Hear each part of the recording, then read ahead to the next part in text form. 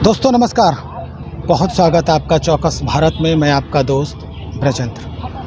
देखिए, इंडिया गठबंधन में अब पॉलिटिकल ईगो जो है वो भारी पड़ रहा है। गठबंधन में क्या कुछ चल रहा है ये सर्वविदित है, सार्वजनिक हो चुका है, लेकिन अंदर ही अंदर ये ईगो जो है अब बहुत ज़्यादा प्रभावी हो रहा है।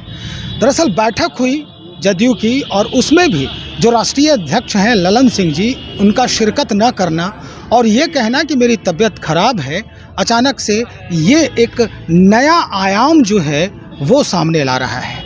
हम जानने का प्रयास कर रहे हैं कि आखिर इसके पीछे का कारण क्या है, इसके पीछे की जो रणनीति है वो क्या है। और इसी बाबत आज हम मुखातिब हैं, हमारे साथ श्याम सुंदर शरण जी हैं, हम के प्रबुद्ध प्रवक्ता हैं, इन्हीं से बातचीत करेंगे। क्या लग रहा है सर आपको, इस तरह से राष्ट्रीय अध्यक्ष का बाहर हो जाना इस पूरे बैठक से और ये कहना कि तबीयत गड़बड़ है, क्या कुछ चल रहा है पार्टी के अंदर? ईगो क्लैश है और राजनीतिक महत्वाकांक्षा अब कुलांचे भर रही है। अच्छा, ललन सिंह जी का जो केंद्रीय मंत्री बनने का सपना था वो फिर से जाग रहा है। कहीं ना कहीं या तो वो मिले कुछ तो मिले, लेकिन जनता दल यूनाइटेड का एक इतिहास रहा है। उनके राष्ट्रीय अध्यक्ष को नीतीश कुमार जी ने हमेशा ठिकाने लगाया है। जिनको ठिकाने लगाना होता है उनको वो राष्ट्रीय अध्यक्ष बना देते हैं। चाहे जॉर्ज फर्नांडिस साहब का आप देख लें, जया जेटली जी का देख लें, शरद यादव जी के साथ उन्होंने क्या किया वो देख लें, हालिया दिनों में आरसीपी सिंह जी का क्या उन्होंने किया वो देख लें। तो दोनों में सहमत का खेल चल रहा है। लेकिन चूंकि ललन सिंह जी बड़े राजदार रहे हैं, बड़े साझेदार रहे हैं, बड़े दिनों से उनका दोनों का मित्रता है, तो वो भी जानते हैं, वो तो कहते भी हैं कि उनके पेट के आंत के दांत का हमको पता है, हम ही तोड़ सकते हैं। बीच में तोड़ने लगे थे, लेकिन फिर कैसे कैसे सेटलमेंट हो गया। तो कहीं ना कहीं देखिए, ये बिल्कुल सीरियस आप इसको समझिए कि बैठक में नहीं आना। एक दिन उनके प्रवक्ता का कहना कि दांत में दर्द है, दूसरे दिन कहना कि डेंगू हो गया, उसके बाद कोऑर्डिनेशन कमेटी की बैठक में नहीं जाना। तो ये सारी चीज़ें जो बता रही हैं, उसके बाद अचानक बिल्कुल एक कह लीजिए कि एक नई बात कि फिर से जो जिस ललन सिंह जी ने कहा था कि नीतीश कुमार जी में प्रधानमंत्री बनने का या कुछ करने का कोई मसला नहीं है, और आपको आज वो अचानक कह रहे हैं कि नीतीश कुमार जी प्रधानमंत्री बनने के लिए तैयार हैं। और 3 दिन पहले की घटना आपको बताऊं कि पोस्टर का जो खेल हुआ जी। उसमें ललन सिंह जी का पोस्टर गायब हो गया, तेजस्वी प्रसाद यादव जी का गायब हुआ सो हुआ। अब कहीं ना कहीं तो कुछ है कि तेजस्वी यादव जी ललन सिंह जी के अंदर कहीं गठजोड़ मजबूत होता दिख रहा था, इसी के लिए दोनों का फोटो गायब किया गया।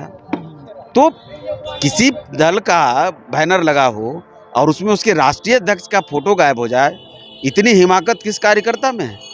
आनंद फानन में कोई और उस पर नहीं हटाया गया कि तो विवाद जब बढ़ने लगा, मैंने कहा ना कि ललन सिंह जी और अन्य जो लोग थे उनमें अंतर है।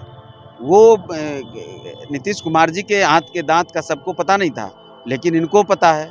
तो फिर वो केवल थामने की कोशिश की गई, लेकिन पोस्टर वार जो हुआ, पूरी कहानी उसी के अंदर आपको दिख जाएगा कि कहीं ना कहीं अंदर जो है अब वो सड़क पर, वो कार्यक्रमों में, वो तमाम जगहों पर अब दिखने लगा है। पहले लेसी सिंह कहती हैं कि नीतीश कुमार में वो सारी क्षमताएं हैं जो प्रधानमंत्री बनाया जा सकता है उनको। उसके बाद अचानक से ललन सिंह जी भी वही बात दोहरा रहे हैं। नालंदा में उन्होंने मंचासीन होकर ये बात सार्वजनिक तौर पे कहा है। उधर ममता बनर्जी जो है, उनके जो कार्यकर्ता हैं वो भी कह रहे हैं कि भाई अगर नीतीश कुमार प्रधानमंत्री के सारे लक्षण दिखाई देते हैं नीतीश कुमार में, तो ममता बनर्जी में क्या कमी है। इधर लालू प्रसाद यादव जी ने भी राहुल गांधी को कहा है कि अब दूल्हा बनने को तैयार हो जाइए, और नीतीश कुमार जी के सामने ही कहा है।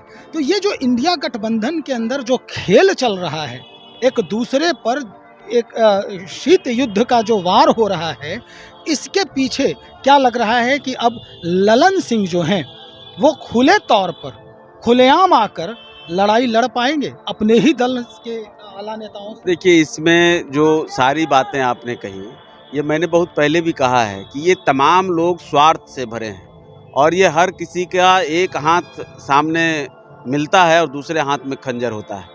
ये कोई भी लोग किसी के नहीं हैं, ऐसा कोई सगा नहीं जिनको इन लोगों ने ठगा नहीं। किसी की भी बलि दे सकते हैं, किसी की तिलांजलि दे सकते हैं, किसी भी स्तर पर जाकर ये सिद्धांतों को छोड़ सकते हैं। और कुर्सी के खेल में आने वाले महीनों में, सितंबर चल रहा है, अक्टूबर तक आपको दुर्गा पूजा पार नहीं करेगा, ये दर्जन भर लोग इससे बाहर आ जाएंगे और चुनाव आते आते दर्जन से नीचे रह जाएंगे। जो घमंडिया गठबंधन है, जितना अक्षर है उनके गठबंधन में, उतने ही पार्टी ज़्यादा से ज़्यादा रहेगी। और ललन सिंह जी और नीतीश कुमार जी, ये दोनों का ईगो क्लैश, दोनों का अपना अपना महत्वाकांक्षा ये दिख रहा है। नीतीश कुमार जी में प्रधानमंत्री बनने की कितनी क्षमता है, अब तो दिख रहा है ना कि उनका जिस तरह से मेमोरी लॉस हो रहा है, जिस तरह से उनका शरीर साथ नहीं दे रहा, जैसे उनके शब्द घट रहे हैं। आप साल 2 साल पहले का उनका बॉडी एक्टिविटीज़ देखिए या उनकी भाषा देखिए, और साल 2 साल में देखिए कि उसमें कितनी गिरावट आई है। ये तो तनाव का असर है, राजनीतिक तनाव का असर है। तनाव का असर है, या कह लीजिए कि उम्र का असर है। एक उम्र होता है, सबके साथ कुछ जो आपके पाप पुण्य सबका असर होता है।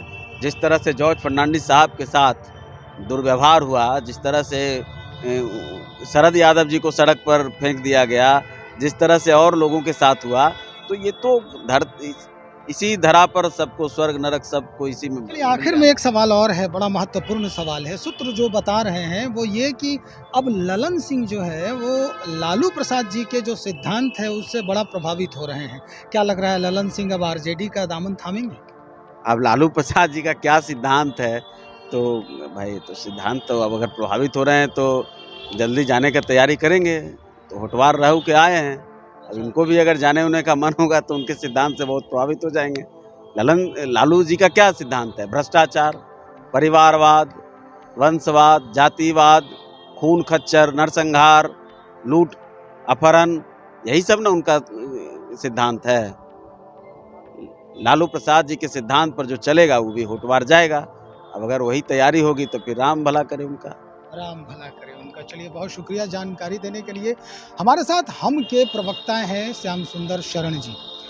स्पष्टता इन्होंने जो भी कहा है बेबाकी से कहा है और साफ कर दिया है कि जो स्थिति बनी हुई है फिल वक्त राजनीतिक गलियारे की, या यूँ कहें कि महागठबंधन के जो लोग हैं उनके तरफ से वो सीधा सीधा अब एक ही मसला है कि जिस तरह से नीतीश कुमार को जो व्यक्ति पसंद नहीं आया है उसे ठिकाने लगाने में नीतीश कुमार जी कोई कसर नहीं छोड़े। इन्होंने पूरा इतिहास दोहराया, एक एक करके जो फहरिस्त थी उस दल में उनको संटिंग पोस्ट करने की और बाहर करने की, ये भी स्पष्टतः इन्होंने बता दिया है। बहरहाल आगे क्या कुछ होता है महागठबंधन में, इन्होंने तिथि भी बताई है, समय सीमा भी बताया है, नवरात्रि का तिथि दिया है।